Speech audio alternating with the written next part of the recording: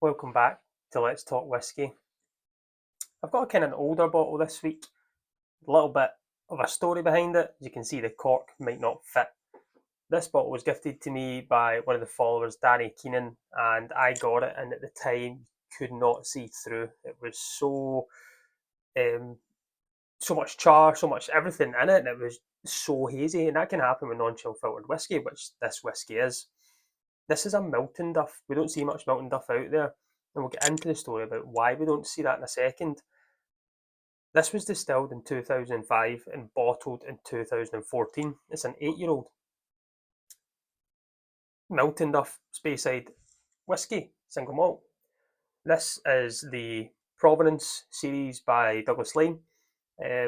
I don't know too much about the kind of Provenance series. I've seen Provenance kicking around and so forth, but this being an older bottling. I opened this maybe a couple of weeks ago.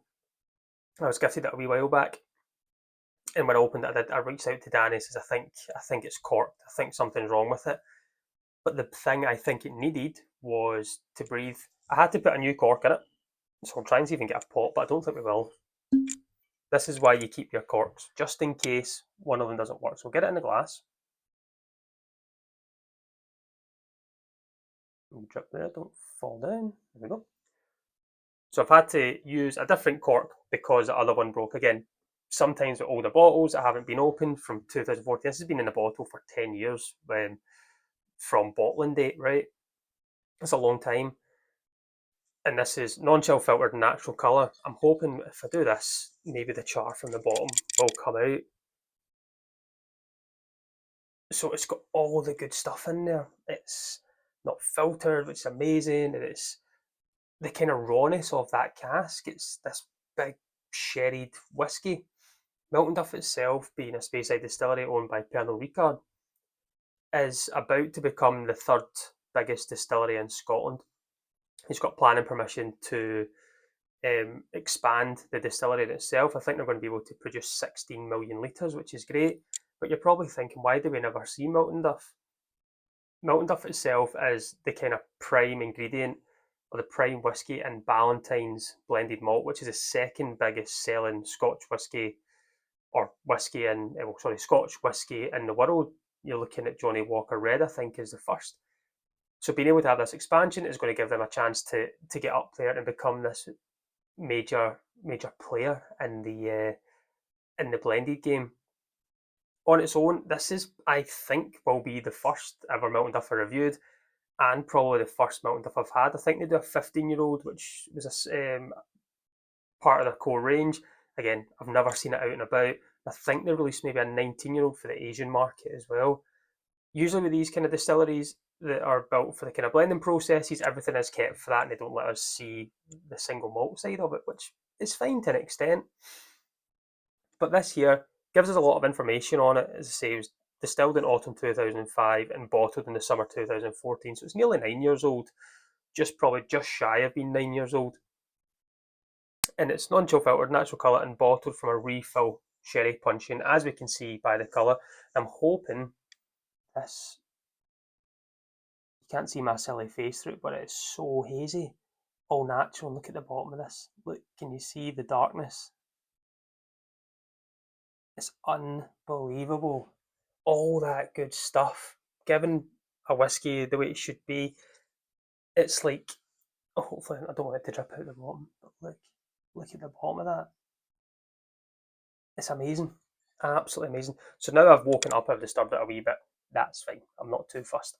But on the back, it does give us a disclaimer. It does say on this, at different temperatures, this single malt whiskey, being unchill filtered, may appear slightly cloudy. This is like a storm, a dark storm coming through, a Sahara sunset or sand flying through.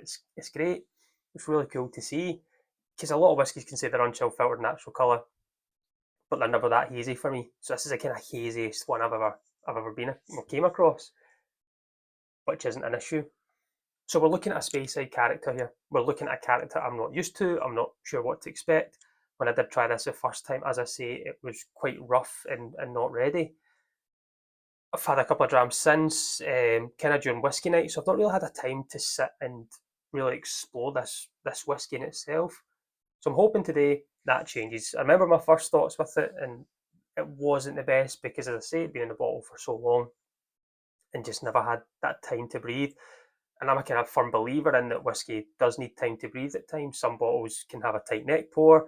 You might hear some people talk about that, and I've had that in previous whiskies. Last week, for instance, in the Hazelburn, that was quite a tight neck pour, but that's opened up to be this kind of tropical fruit bomb, which I will re-review that. I also got quite a lot of slack. Well, I got comments, not call it slack, on the shirt I was wearing last week. I came straight off the golf course to do a review, and it's the same today. Another one, it's not as loud as the last one, but Jeff Whisky commented and gave me 10 out of 10. So if Jeff's giving me 10 out of 10, I'm giving myself 10 out of 10. But let's get into this whiskey. Sherry puncheon, full maturation, 8 years old, bottled in 2014. Let's remember that, it's a long time. As I say, colour of it's really hazy, but if we do look at a colour, we are just kind of off amber, more that kind of bronze, copper, slightly rosé haze, maybe flat iron brew, somewhere on that realm. In the glass, when we kind of swirl it around here, having a look, the legs of it are good, they're sticky, they're taking their time. It's 46%. Yeah, it's good. So get this on the nose. It's wonderful sherry notes. Forest Gatto, stewed raspberries, and kind of currants in there. There's a soft, what would I say, like menthol mint. There's a kind of tiny bit of mint in there.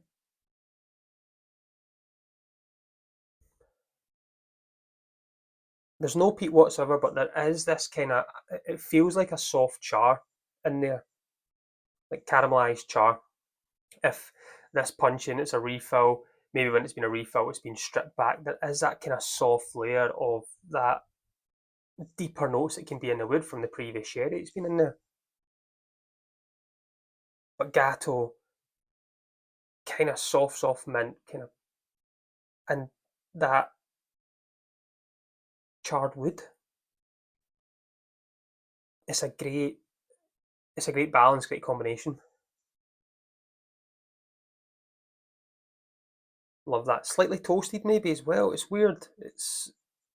I really enjoy it in the nose. That's been a great nose. Right, let's get this on the palate and see how we do. Slainte, everyone.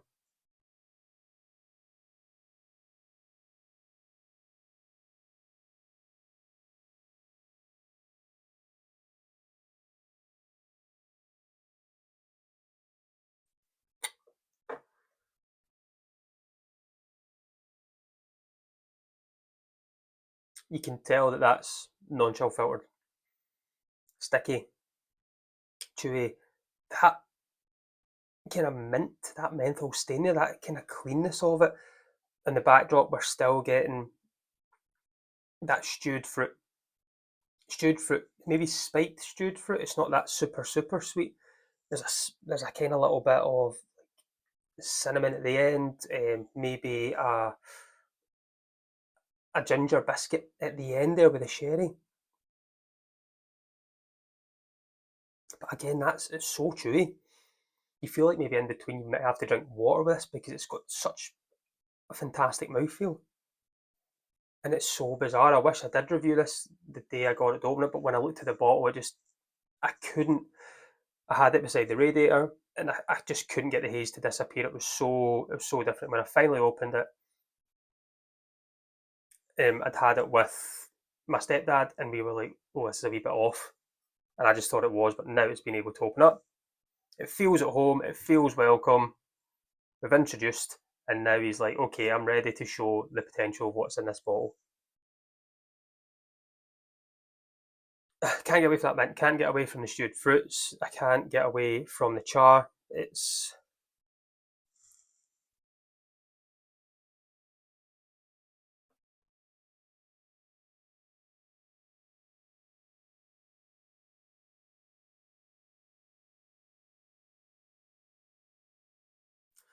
That's quality now. It's unbelievable how that's changing. It's Hopefully you've not been in the same position as me, you've had a bottle like that and you've just got rid of it. Give it a chance, because I've just to myself proved to myself that I can have that. And again, we look at it, it's been in the bottle for 10 years. When it was bottled, it's only been opened this year. The 200th year of the distillery, being founded in 1824, so it's been along for a long time. That little ginger snap right at the end, it is just a great kind of little tinge. Love it. This is a great dram now, and I'm quite happy I kept this. As I say, I was going to get rid of it. Really, really enjoying it. And I don't think I'll ever get this again. And I can't believe how hazy it is. I just can't get past it. Unbelievable. Well, it's been a great whiskey, and I'm going to go and finish it. And actually, I can sit and enjoy it now. Still chewing it, still viscous, still everything there. Quality sherried whiskey, absolutely is. And Miltonduff, I'm quite intrigued to try Miltonduff on its own now. It's maybe a bourbon cask maturation. I think that would be good to kind of compare what the spirit's doing. Again, Danny, thank you for that. Whiskey, really, really appreciate it. And as I said, I'd always get it open. So here we go. But thanks for tuning in. Thanks for commenting. Even if it's about my dodgy shot choices now, I'm not fussed as long as we're commenting. So let me know if you've tried this before, you've had the same issues with bottle colouring and haze with it. Give us a wee comment below. But thanks for joining me, and join me next week and let's talk whiskey. Slainte.